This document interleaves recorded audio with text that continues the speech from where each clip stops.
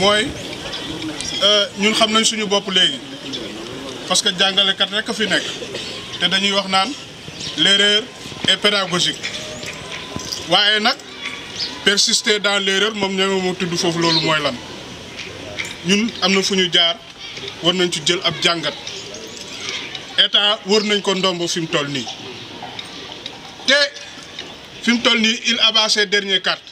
parce que ñun il faut ñu xam ni ñun sekkuñu ko ak ay dirigeants yu sérieux vraiment il ne faut pas jouer avec les mots sekkuñu ko ak ay dirigeants yu sérieux ñoom gouvernement sombre et vicieux la ñu am fii kon donc dañu war a xam ni ñuy jaamaarloo ak moom vraiment te xalif yi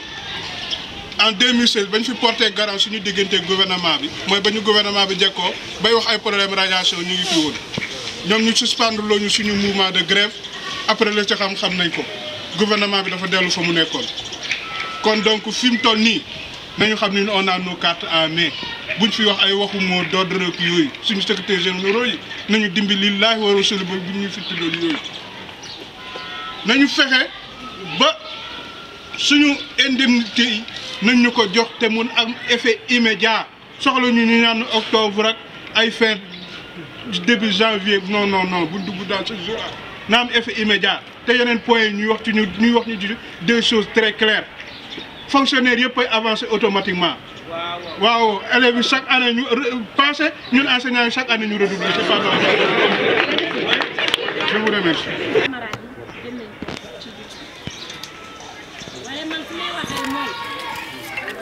Nous avons un moment déterminant de notre lutte. Nous avons une discipline syndicale nous sommes avec nos camarades. Nous sommes dans une unité, dans un dynamisme. Nous sommes dans des actes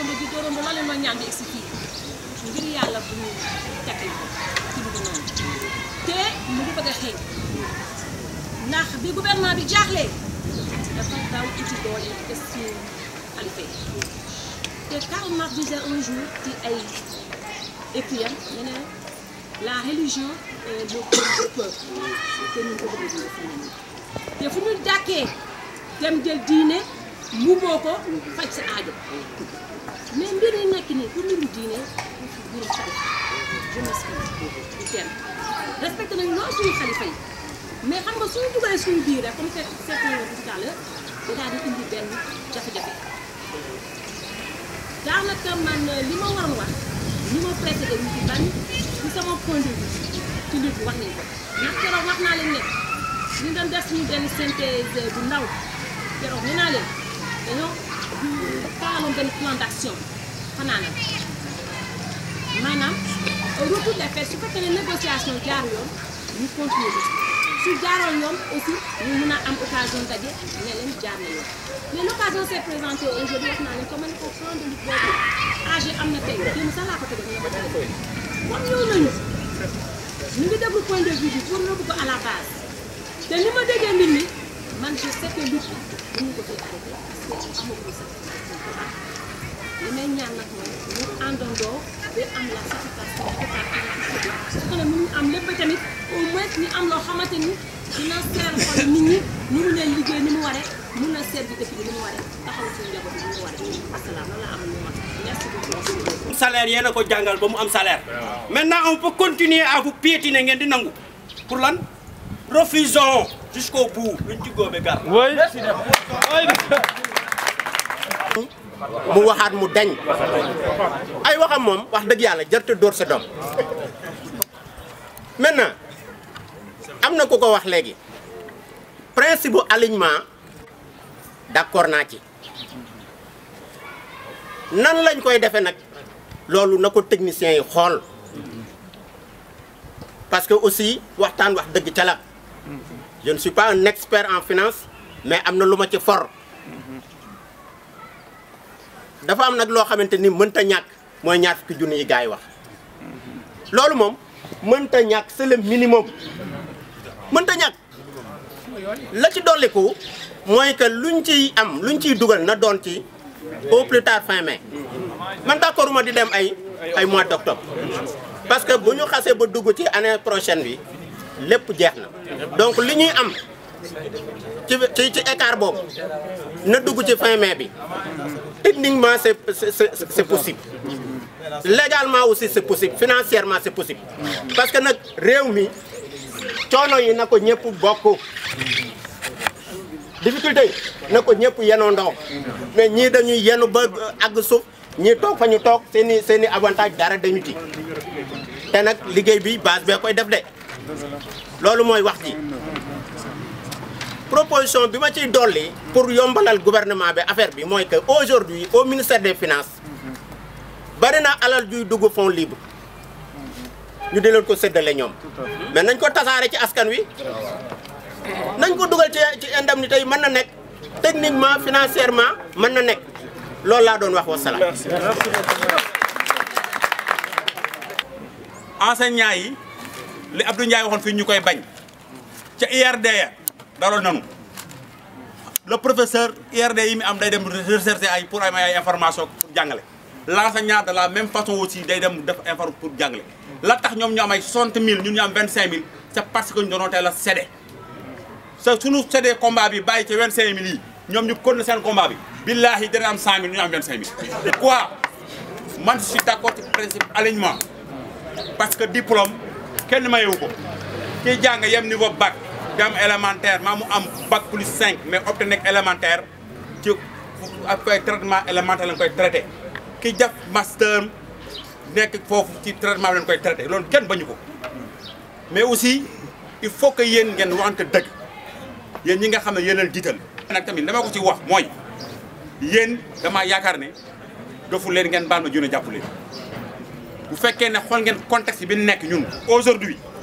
xam ngeen ne Macky Sall mooy président situation bi mu nekk arrangé wu ko du bàyyi année bi mukk mu nekk année blanche mukk du am day ko gën parce que ñoom ay pouvoiristes lañ nguur rek leen ñor on maintient le mouvement on continue la lutte suñ ko defee bu gàtt man 100 000 sax dama ko xeeb na am 110 000 120 c'est faisable hein c'est bel et bien faisable bu ñu ko nangoon mën naa nekk. En réalité li ñu wax nañu lépp moi je crois que au niveau du groupe déjà am na syndicat def nañ ay études pertinentes moo li ñu doon lire fi sànq et effectivement des experts ont montré que alignement bi c'est possible il faut que collègues yi ñu bàyyi naan mënul nekk loolu su ñu yoon yëkkati c'est possible les gens l'ont dit donc ñun bu ñu toppatoo nan la koy kii c'est pas notre problème ce qu'on demande c'est l'alignement maintenant ñu exiger maintenant ñu teg ay modalités yu leer pour l'application de l'alignement waxuñu tout de suite mais déjà bu ñu nee alignement dès le mois de mai ñu xam qu'est-ce qu'on a je dis maintenant ñu mën ko ça se discute parce que fi mu ne nii le gouvernement négocie ñun aussi on va négocier et nous sommes actuellement nii ñun ñoo ëpp nu ma ko mën a waxee sax ñoo pouvoir fi nekk nii actuellement nii nous avons la force avec nous parce que ñoom bu ñu nee bay dem ci ñenn ñi pour ñu intervenir c'est-à-dire que dañoo tiit ñun aussi il faut qu'on en profite grève aussi comme ni ñu ko waxee sànq mais day am période boo xam ne il faut nga taxaw engager quelque chose depuis 2014 ñu ngi signé ba léegi y a rien mais il faut que ñu am quelque chose cette année mënul nekk donc nu ñuy defee alignement bi loolu la ñu war a wax mais pas ay non gouvernement bi ça c'est pas notre problème l'alignement est possible nañu exiger loolu parce que bu ñu waxee alignement mais day duggaale en même temps dafay dugalaale augmentation bi ñuy wax ni parce qu'on va exiger par exemple au mois M li la ñu am beneen mois bi la ñu am parce que ñun ñooy dicter suñuy loi il faut que ñu gëm suñu bopp il faut que ñu gëm suñu bopp grève dafay day am un moment nga taxaw engager quelque chose avancé mais mënoo ni dama bëgg tey defal ma augmentation 20 000 déwén nga ñëw bëggaat yeneen 20 000 bu sotti dañ lay sax reet ça devient ridicule moi je crois que c'est fini nañ ko poser mu jeex et puis en ce terme là bu ñu ko poser au Maraw parce que je crois que en fin de semaine war nañ ko rencontrer on va lui dire que voilà ñun li lañ bëgg yamale lañ bëgg équité nañ yamale mais ñun teguñu fenn dafa war a jeex ça doit cesser il faut que ñu liggéey ça doit cesser yamale mu jeex maintenant application bi lii ak lii lañ bëgg wax ko président point final jeex na voilà ce que j'avais dit. fi mu nekk nii de dafa jot nañ leen dem ba jeex am li ñuy am benn yoon moo gën ñuy dem ak a ñëw dem ak a ñëw amul njëriñ. fi nii man daa am lu teex sama xel mooy keroog bi premier ministre recevoir proposé 25 000 francs syndicalistes yi génn fële ne nañu président recevoir lu tax ñu bëgg président recevoir leen pour quelle raison loolu dafa tee xel parce que ku dem palais yóbbaale 5 millions wala 10 millions c'est pas normal c'est anormal c'est anormal te jëf yi guddi la am loolu moo tee sama xel moo tax man li may proposé mooy lan li may proposé mooy 100 000 francs mënuñu nekk di grève 3 mois war a bàyyi grève bi te amuñu dara di war a dem ci ay promesse kese loolu du yoon 100 000 francs bi 20 000 francs yi nañ ko def fin mai beneen 20 000 francs yi dem fin octobre mu jeex tak mu jeex loolu la proposé. kon je pense que tey kon PV bi nga xam ne moom la ñuy yónnee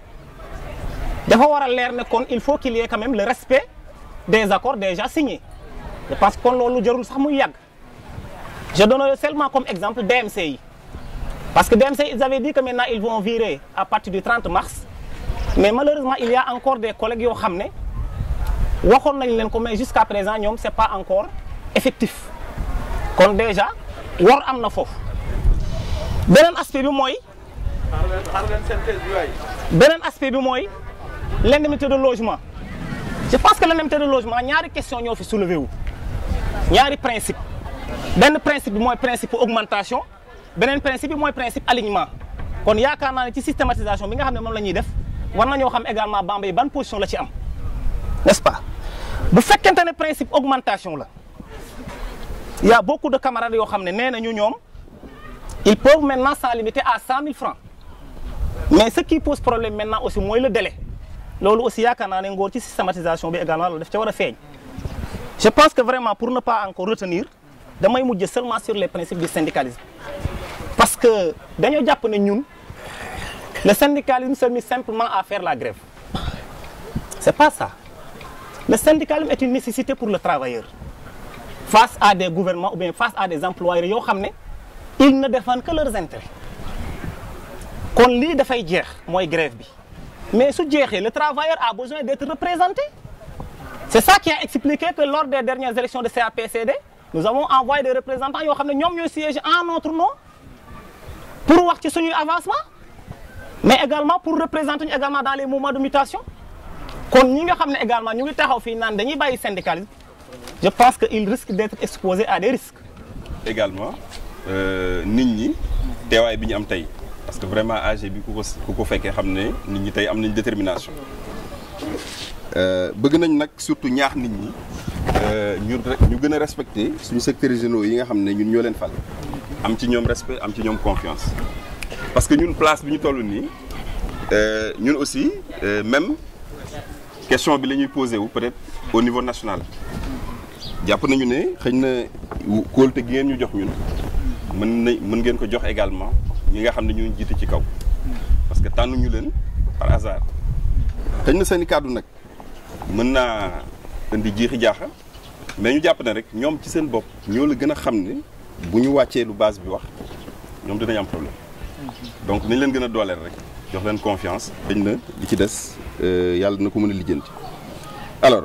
débat bi nag sur l'alignement de l'indemnité de logement dafa doon débat boo xam ne xam nga li ko indi mooy ne syndicats yi dañu dem en négociation en ordre dispersé te li ko gën a indi sax mooy ne par exemple syndicat man bi mu bokk muy SAEMS depuis grand cadre bi éclaté ñun dañoo jël résolution au niveau de notre commission administrative ne dootuñu bokk ci benn alliance boo xam ne dafa yaatu loolu moo taxoon que gars yi bi ñu ñëwee nanguwuñu woon bokk ci benn alliance d'ailleurs syndicats yi nanguwuñu créer benn alliance donc dañoo pare rencontre avec le premier ministre ñu dajee ci couloir yi évaluer ndoo ensemble dérouler plan d'action créer benn commission scientifique boo xam ne ay plan d'action lay def loolu pour xeex bi la mais ku ci nekk da nga am sa plateforme revendicative boo xam ne harmonisé wuñ waaw léegi loolu mooy indi que bu fekkee par exemple syndicat de l'élémentaire yi ñoom wax nañu augmentation substantielle CUSEMS ne alignement te alignement boobu sax maanaam boo gisee même SAEMS dafa nekk ci principe alignement boobu xëy na dañoo bokkul ay termes yu ñu utiliser te keroog rek bi ñu demee CA waxtaan nañ ci lu xaw a yàgg mais bu ñu xoolee bu ñu ko dajale woon sax d'ailleurs tout le monde aurait parlé le même langage parce que li fi génn tey mooy ne syndicat élémentaire yi nee nañ NMT bi mënul gën a tuuti 100 000 francs te jàpp naa ne syndicat yëpp d'accord nañ ci loolu même ñuy wax alignement sax la barre basse dañ ko fixé foofu léegi nag di xool barre haute bi fan lañ koy teg maintenant comme négociation la mënoo ne tey moom alamique fii laa ko mën a teg parce que ñun aussi ba ñu proposé indemnité de logement on avait proposé 200 000 réductible jusqu'à 160 000 pour la barre haute donc loolu mi ngi ci proposé woon nañu également parce que bon plateforme mu SAEMS moom man néew moon di ci expliquer parce que comme cadre bi ñu nekk aussi c'est un cadre composite mais quand même am na yeneen point par exemple le doublement de l'indemnité d'enseignement parce que dañu jàpp ne également loolu dafa bokk ci déséquilibre maintenant état bi ci boppam ak aussi indemnité de responsabilité indemnité de suggestion yi état bi nag moom dafa jàpp ne en fait mën nañu distraire moo tax muy communiquer seulement sur l'indemnité de logement mais xam na ne am na yeneen points yoo xam ne ñu ngi ci biir à incidence financière et même sur le régime indemnitaire te fi mu ne nii dafa jàppoon ne dafa nekk en position de force moo tax bëggul wax ci loolu mais bu ñu demee bay négocier waat ba delluwaat ci kii bi xëy na bu boobaa yëpp dina leer waaw yenn points yu bëri nanguwu ci woon wax te dina ci wax. directeurs généraux yi yàgg nañ di ñaan président bi fi nekk luñ ko ñaan mu bañ booba dafa nekk en position de force luñ ko mas a ñaan ci paix ci leneen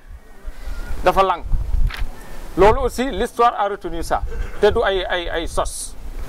beneen bi mooy booba temps dafa am force di dérouler te na damay dérouler tey jii nag yàlla dafa def force bi retourné force bi tey mu ngi ci système éducatif tey jii jàngalekat yi ñoo nekk en position de force kon ñun dañoo war a dérouler nañu dérouler suñu plan d'action loolu moo fi feeñ tey l'écrasante majorité nee nañ il n'est pas question ñu arrêter mot d'ordre bi donc na gën a saf loolu sax moo ci génn beneen bi li waral loolu mooy également des promesses non tenues le SG Ngom ak yeneen SG yi wax nañ ko 11 points moom moo résumé woon la plateforme minimale du 17 février 2014 11 points yooyu ba tey ñoom dañuy peine pour appliquer ko application amul ay points yu ndaw ni rek soo leen xoolee même les IA ñaata IA ñoo des ba léegi te booba population bi ñu waroon formé 21 000 la woon ba tey enseignants yaa ngi fi kenn formé wu leen soo xoolee les passerelles ba tey les SG du moyen secondaire ñu ngi nii le corps des administrateurs scolaires camarade Ngom ci 11 points yooyu la bokkoon jotuñu xaalis jotuñu waa ji wax na ko sànq RTS le directeur de la solde moom moo taxaw nii dégagé na tant de milliards pour paiement des rappels te loolu amul. c'est pas vrai. beneen bi mooy nee na bépp ñuy waxee nii état bi du ponctionner benn jàngalekat ñaata la ñu ponctionner fii man dañ maa ponctionner tout le monde est ponctionné là donc loolu gars yi moo tax lépp loo xam ne état bi wax na ko gouvernement bi wax na ko te defu ko buñ ko nangu donc effet immédiat pour daanu seen proposition maanaam augmentation bi alignement augmentation substantielle ni ko camarade Sakho waxee syndicat bu nekk du ma ci ñëwaat dafa déposer d'une manière indépendante et autonome sa plateforme revendicative sur cette base-là tout le monde a raison mais comme nous sommes dans le cadre nous évoluons dans un cadre appelé le G6 nañu fexe ba lépp lu ñu am ëllëg nañ ko am ci unité jàngale SG boo xam ne nag nous mettons en garde tous les secteurs généraux du G6 képp koo xam ni dem nga en solo wala nga yàq xeex bi en solo tu vas avoir affaire à la base. Oui, ça c'est très important. loolu aussi ñun wax nañ ko suñu secrétaire général national. que y a la force contraignante du G6. force boobu duñ ko yàq ñun de yaakaar naa ne ñun waa SELS te yeneen syndicat yëpp noonu la kenn amul droit tey fragiliser la famille enseignante. Donc je pense que loolu il faut ñu accorder wu ci loolu. li ñu proposé nag concrètement mooy majorité bi aussi lay wax. parce que synthèse la ñuy def ñu bari 100 000 la ñu wax. au moins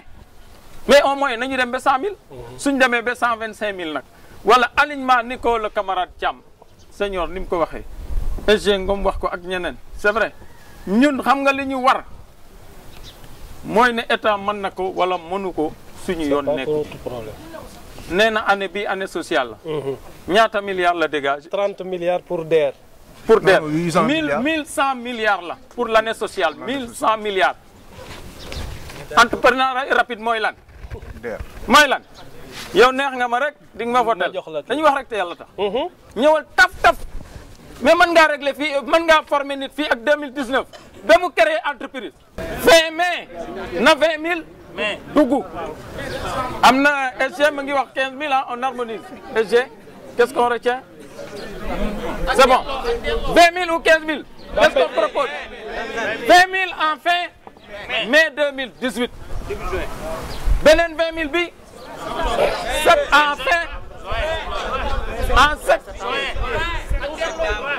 en septembre 2018 loolu mooy proposition Bambey voilà maanaam alignement bi système alignement bi ak proposition bi loolu la wax loolu la assemblée bi wax ñaari yëpp c'est au niveau national maintenant ñu régler la question ñun mosuñu débat ci loolu parce que li yàq ànd ñoom xamante nañ il faut régler cette question là entre eux. Oui. Merci beaucoup leneen li mooy li concerne xalif yi ñu ngi leen di ñaanal gudd fan ak wér mais li ñuy xaar ci ñoom man mi taalibe Cheikh la waaw nañ ñu ñaanal réew mi loolu la ñuy xaar ci xalif généraux yi bi ko Macky bi leen Macky ñaanee dafa bi ñu ñaanee Macky Sall Macky dafa bañ tey nag bañuñu dañu ne nañu wax ak Macky Sall promesse yi mu defoon mu def ko mu tenir que respecter ko vis-à-vis des enseignants je pense que loolu mooy décision bi